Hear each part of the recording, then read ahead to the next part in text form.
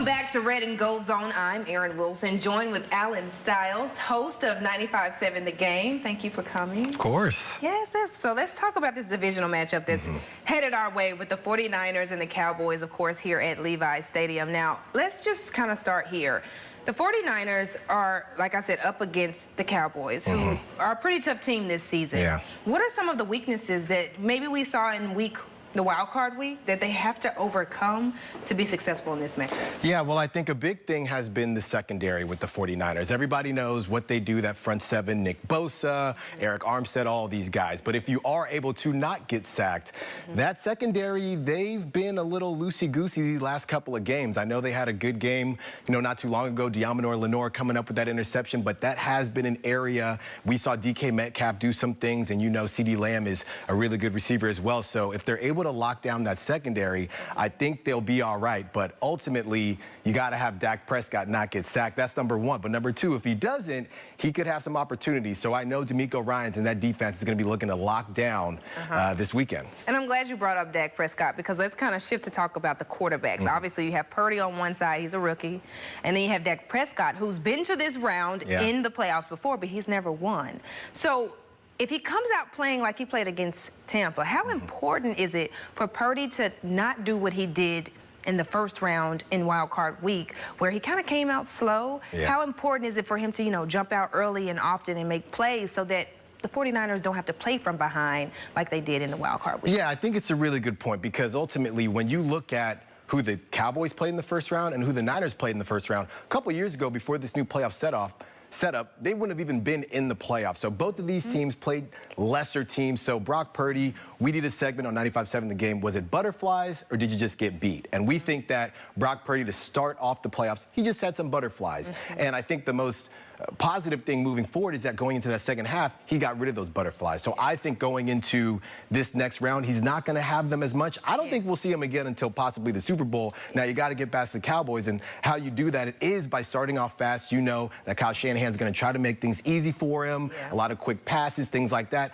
and let your playmakers do the work. Debo, let him be Debo. Christian McCaffrey, let him be Christian McCaffrey. If he does that, which I believe he will, the Niners will be off to a good start. Which kind of leads me into that next question I have. How heavily do you think that these teams on both sides will have to kind of rely on that run game, being that both defenses, the fronts, they make it very hard to have a successful passing game? How important do you think this run game will be this game? Yeah, I think it's really important. And the Niners, they said something really in depth after that Seahawks game, because we saw Kenneth Walker do some things that he wasn't doing those first couple of times, and they said he was running more patiently than he had in the past, so they had to kind of adjust to that. So it's really interesting to watch these Niners and the defense work, because it's almost a living, breathing thing. Just because you see something in the first quarter, that doesn't mean that's how they're going to be in the second quarter or the third or the fourth. So I think that if they can key in on what Tony Pollard's doing, we know he's the explosive guy, and obviously with Ezekiel Elliott's doing, don't let him get out there eating and try to do all that. Just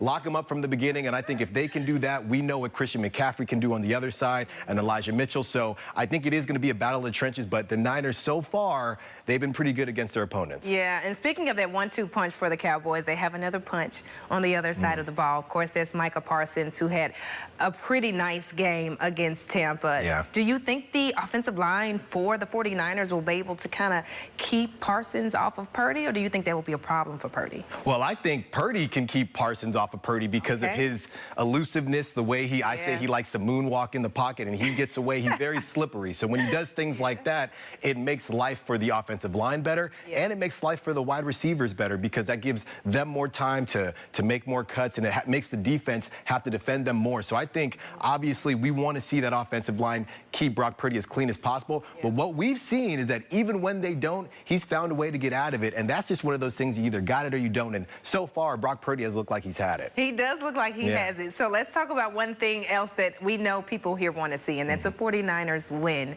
But this game has some history. This Cowboys and 49ers 49ers matchup. How important do you think this game is just as a whole to the community here, the 49ers fans, but then also a win would be for 49ers fans if they're able to take down the Dallas Cowboys? Yeah, I think it's just another chapter in this storied rivalry. I think it's awesome for both fan bases, whether you like them or you hate them. You're going to watch, you know, and I think this is what everybody wanted. I know Tom Brady coming back home would have been a decent storyline, but this is it. You live for the Niners. You live for the Cowboys.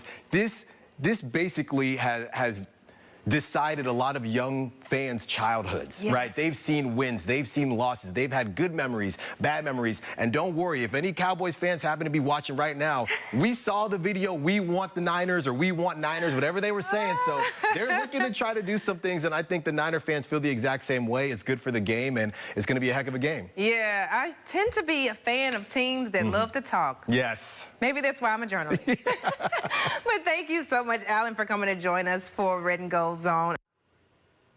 Now, the Cowboys will take